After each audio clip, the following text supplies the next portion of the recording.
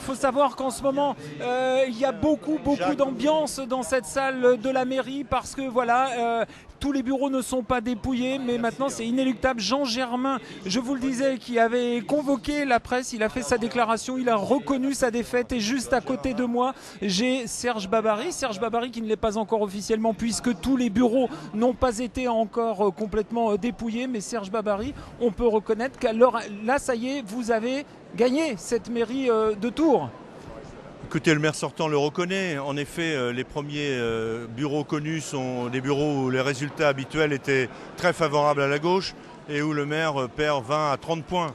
Donc maintenant, on va voir arriver des résultats plus favorables et je pense qu'à l'issue du scrutin, on aura 6 à 7 points d'avance. Je disais tout à l'heure en préambule qu'il s'agirait, on va toujours parler au conditionnel, d'un coup de tonnerre dans le ciel tourangeau. C'est bien ça, c'est bien ça. Oui, c'est un coup de tonnerre, mais il y avait des éléments annonciateurs de cet orage. Depuis des semaines, voire des mois, j'annonce à qui veut bien l'entendre qu'on ressentait un rejet sur le terrain, un rejet de la politique nationale.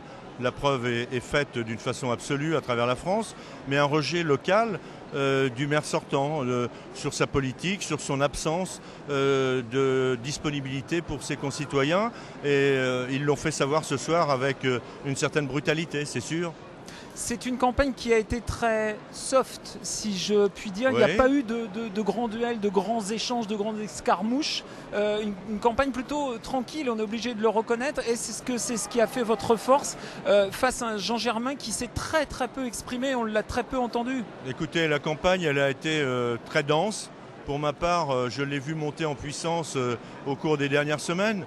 Il n'y a pas eu de face-à-face parce qu'il y a eu un refus des face-à-face.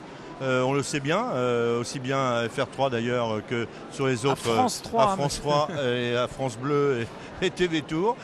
Pas possible de faire de face-à-face. Tant pis. Les Tourangeaux n'ont pas apprécié cette esquive. En tout cas, ce que je ressens ce soir, c'est une grande fierté, bien entendu, que les Tourangeaux aient pu me faire confiance, ainsi qu'à mon équipe. On va analyser tranquillement les chiffres. Comment va se passer votre soirée justement? Est-ce qu'elle va être consacrée bien sûr à quelques festivités, oui, mais évidemment. vous allez d'ores et déjà analyser les résultats. Oui. Jean Germain parlait dès tout à l'heure d'une passation de pouvoir qui pourrait se faire dès demain, lundi. Écoutez, je n'ai pas d'informations là-dessus, mais je connais bien Jean Germain, nous nous respectons.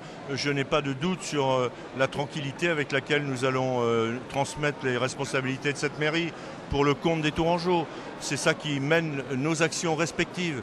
Et je le dis ce soir très tranquillement. Maintenant, la fin de campagne n'a pas été très satisfaisante parce qu'il y a eu pas mal de coups bas. J'ai refusé d'y répondre et j'en suis fier. J'ai tenu mes militants. Beaucoup de rumeurs, beaucoup de documents anonymes, beaucoup de documents qui ont circulé à la mairie même. Ces façons de faire n'étaient pas très correctes.